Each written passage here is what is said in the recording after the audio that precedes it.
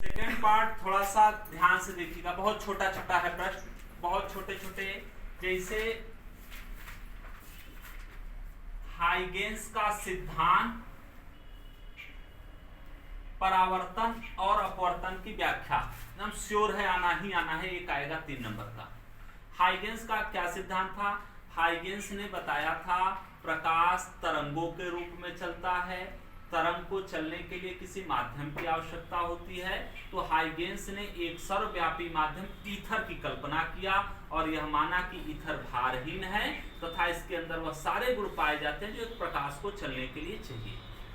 फिर से सुन लीजिए, हाइगेंस ने बताया प्रकाश तरंगों के रूप में चलता है, तरंग को चलने के लिए किसी माध्यम की आवश्यकता होती है। तो हाइगेंस ने एक माध्यम माना ईथर और माना कि ईथर भारहीन है तथा सभी पदार्थों में प्रवेश कर सकता है और इसके अंदर वो सारे गुण पाए जाते हैं जो प्रकाश को चलने के लिए चाहिए।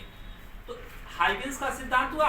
अब इसके आधार पर आप दे देंगे परावर्तन और अपवर्तन की व्याख्या, परावर्तन और अपवर्तन की व्याख्या, दोनों में से कोई एक आएगा।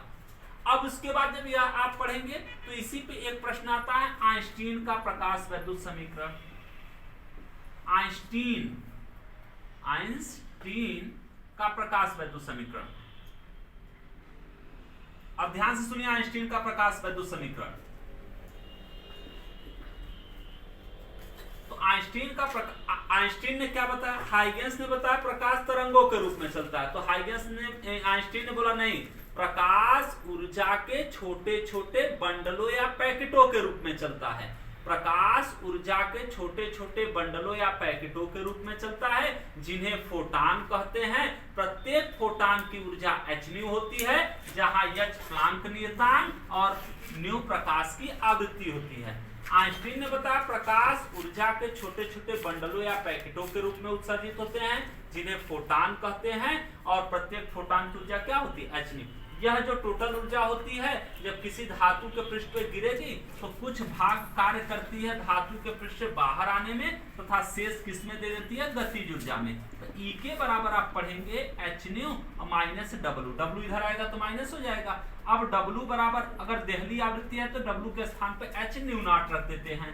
तो E के बराबर h new minus h new not, new not को देहली आवृत्ति देते हैं तो h कॉमन ले लेंगे, न्यू माइनस न्यू नॉट। तो यह आपका 4 नंबर बन गया, पूरा इसका स्टेटमेंट दे देंगे।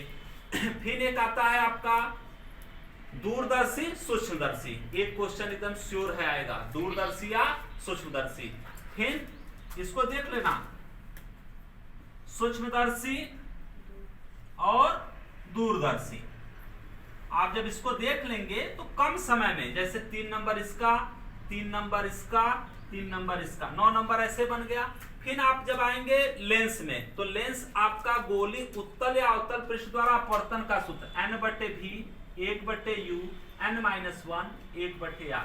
इन डेरिवेशन या तो यह आएगा या तो लेंस मेकर फार्मूला 1/f बराबर n-1 1/r1 -1/r2, ये दोनों में से कोई आएगा।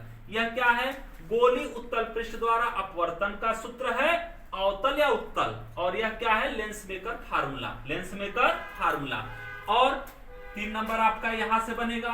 फिर आप पीएन संधि डायोड, पीएन संधि डायोड, अर्ध तरंग दिष्टकारी, अर्ध तरंग दिष्टकारी, और एक आएगा पीएन संधि डायोड पूर्ण तरंग दिष्टकारी। पीएन संधि डायोड कौन सा आएगा?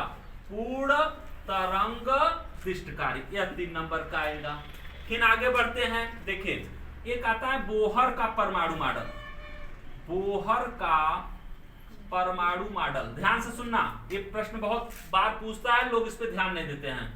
तो बोहर का परमाणु मॉडल क्या था? बोहर ने 3 नियम दिए। पहला बताया इलेक्ट्रॉन केवल उन्हीं कक्षाओं में घूम सकता है जहां उसका कोणीय संवेग h/2π का पूर्ण गुणज होगा। पहला क्या बताया? इलेक्ट्रॉन किसी नाभिक के चारों ओर केवल उन्हीं कक्षाओं में घूमेगा जहां उनका कोणीय संवेग जो होगा वह क्या होगा? h/2π का पूर्ण गुणज होगा। तो कोणीय संवेग जो देंगे mv जो देंगे वह कोणीय संवेग बराबर दे देंगे कोणीय संवेग बराबर यन एच अपॉन 2 पाई, यन नंबर हो जाएगा किसी भी कक्षा के लिए। दूसरा था कि इलेक्ट्रॉन जो नाभिक के चारों ओर घूम रहा है इलेक्ट्रॉन, वह ऊर्जा का उत्सर्जन नहीं करता है। अगर ऊर्जा का उत्सर्जन करेगा तो ऊर्जा एक समय खत्म हो जाएगी और इलेक्ट्रॉन नाभिक में गिरेगा।